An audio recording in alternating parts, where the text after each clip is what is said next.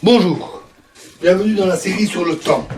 Alors, nous passons donc à la relativité, et en commençant par la relativité restreinte, où le temps a déjà un statut beaucoup plus intéressant qu'en physique classique.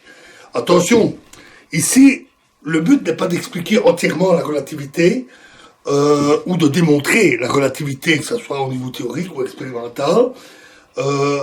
Ça prendrait tout simplement beaucoup trop de temps, ce ne serait pas très utile.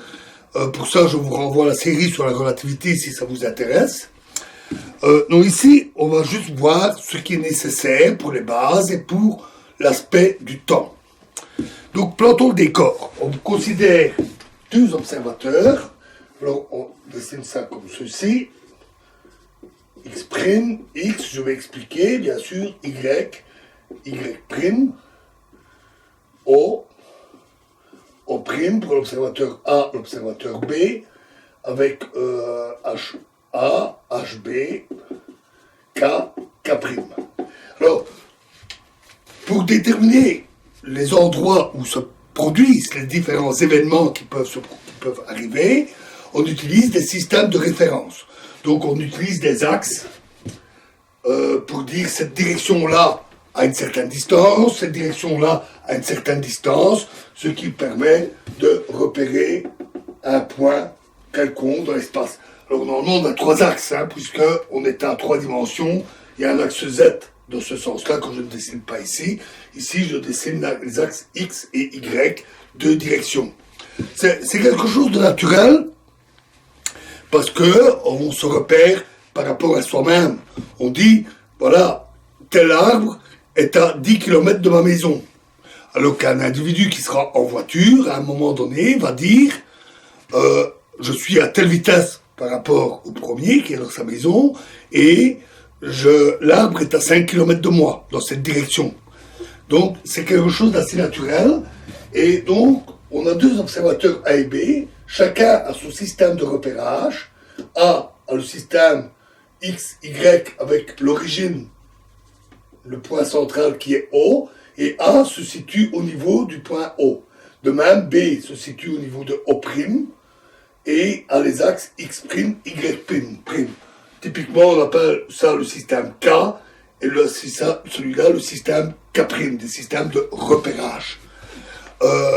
Par commodité, on considère que les axes X et X' sont confondus, et que les axes Y et Y' sont parallèles.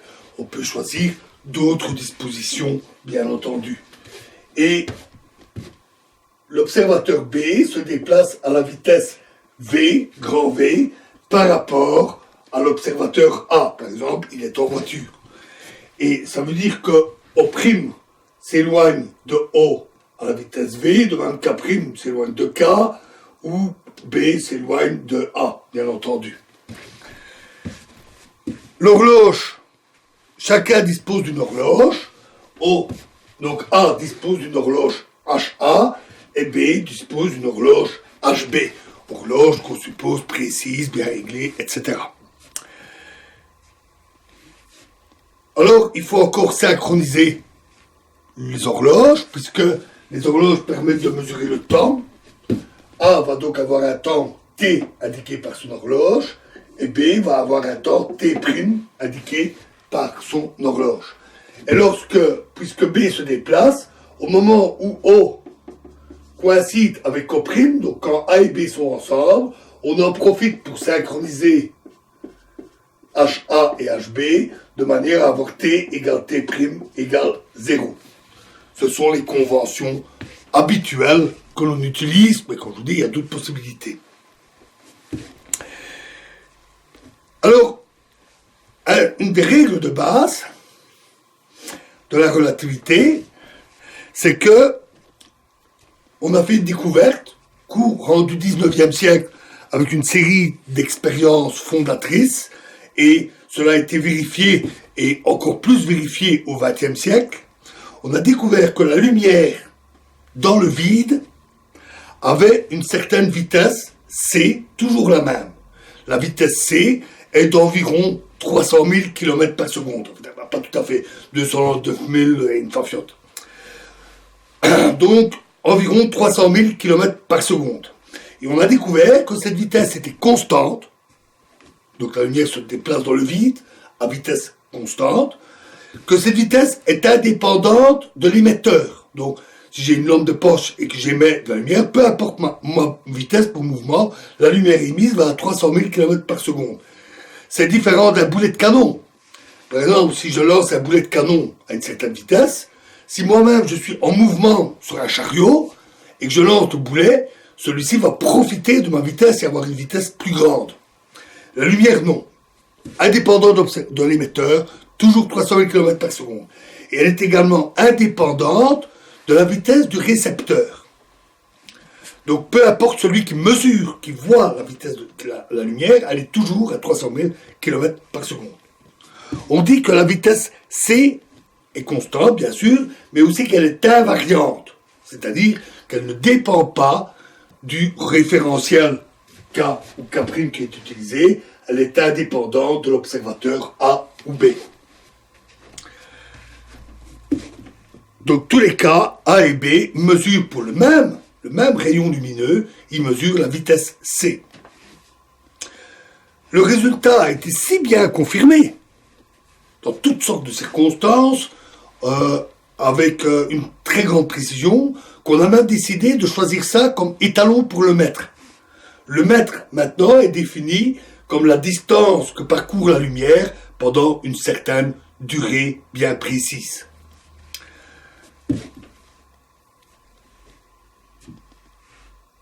Bien sûr, le travail du bureau des points et mesures est de vérifier qu'avec l'amélioration des instruments de mesure, on a toujours une vitesse de la lumière constante, invariante. On fixe la valeur de la vitesse de la lumière, mais on vérifie que ça reste ça. Donc, puisqu'on définit le mètre avec cette vitesse, on vérifie que la longueur des étalons de distance ne varie pas. Notons que la lumière ne joue pas un rôle si spécial que ça en relativité restreinte. Ce qui compte, c'est cette vitesse C, que l'on note C, 300 000 km par seconde, c'est la vitesse C, C pour célérité. Et le fait que cette vitesse C soit invariante. Mais c'est pas tant la lumière en soi qui soit importante. Historiquement, elle a un rôle très important, de même qu'en pratique. Historiquement, la lumière a joué un grand rôle dans les fondations de la relativité restreinte. D'abord, à cause de ce constat qui fut fait de cette vitesse toujours identique. Ensuite, à cause de l'échec de l'éther luminifère. Alors qu'est-ce que c'est? Puisque la lumière est une onde, on supposait que c'était une vibration, comme une vibration mécanique. Au XIXe siècle, on ne connaissait que ce type d'onde, comme les vagues, le son, les vibrations d'une corde de guitare. Donc naturellement, il s'était imaginé, ce qui était faux, mais que c'était une espèce de vibration mécanique d'un milieu qu'ils appellent éther, inconnu. La mise en évidence de cet éther et de ses propriétés fut un échec. Et tout cela conduit. Alors on découvrit aussi la théorie de l'électromagnétisme. Maxwell découvrit la théorie de l'électromagnétisme, ou plutôt il réussit à mettre en équation les découvertes de Faraday et de ses prédécesseurs. Et l'électromagnétisme, c'est la lumière. La lumière est une onde électromagnétique, au même titre que les ondes radio, les rayons gamma, les rayons X, etc.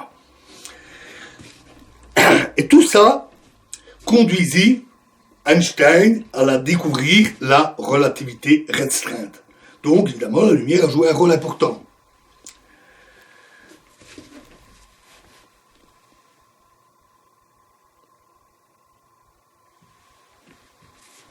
Et là, en particulier parce que dans l'électromagnétisme est une théorie des ondes électromagnétiques, donc de la lumière, permettait de calculer, à l'aide de la théorie, la vitesse de la lumière. Et on obtenait cette vitesse C. Et si cette théorie était valide pour tout observateur, ce qui semblait être le cas, alors cette vitesse devait être invariante. Et ça, Einstein ne pouvait pas admettre que ça soit différent en physique classique et dans l'électromagnétisme. Et donc il a dit, on va supposer que c'est toujours vrai. Et boum, il créa la relativité restreinte. Ensuite, la lumière a aussi un aspect très pratique. C'est très pratique pour faire des mesures. Mais aussi parce qu'elle permet de mettre en évidence divers effets de la relativité.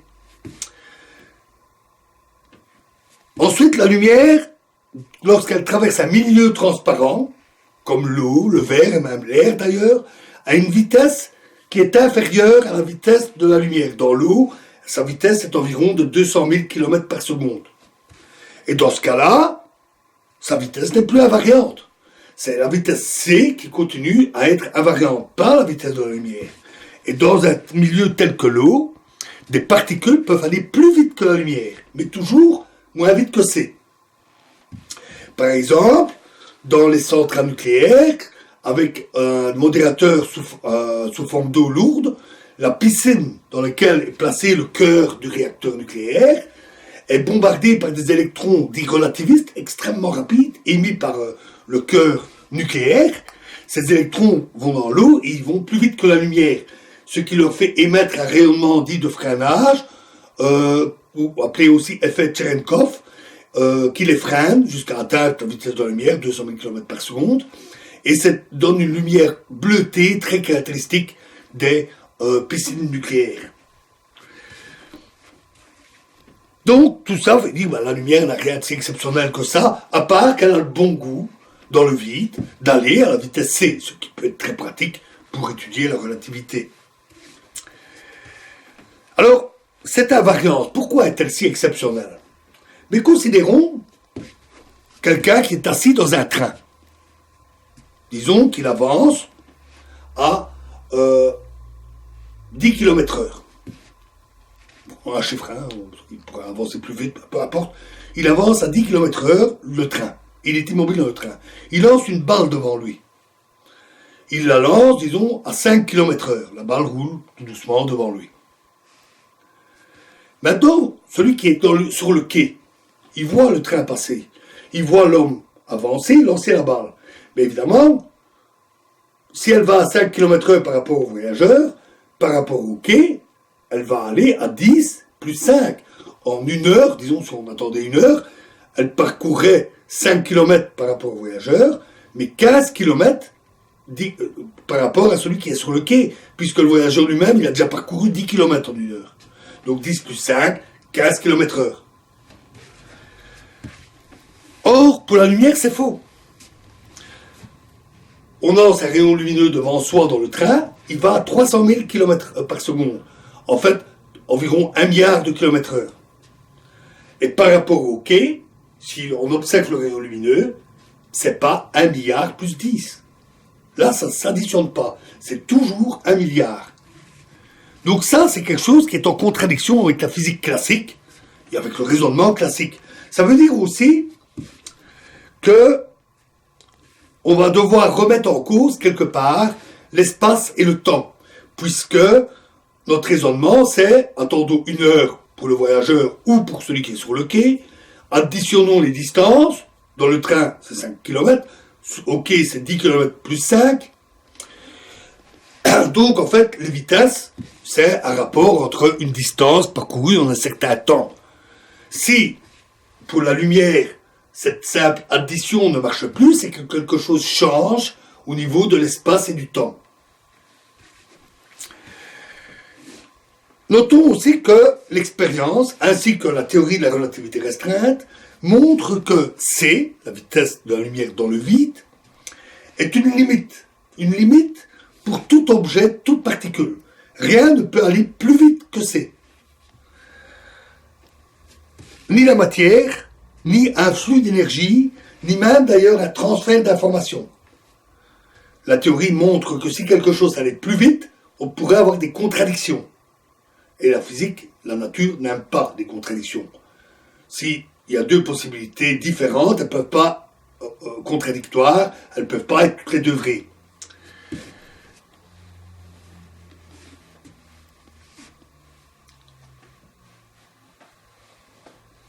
Alors, un autre point important en relativité, donc ça c'est le constat de l'invariance de la vitesse de la lumière, il y a une autre règle, c'est un postulat qui était d'ailleurs vrai avant la relativité, mais qui n'avait pas une importance centrale, mais qui a pris une importance centrale avec la relativité, c'est l'équivalence de tout observateur.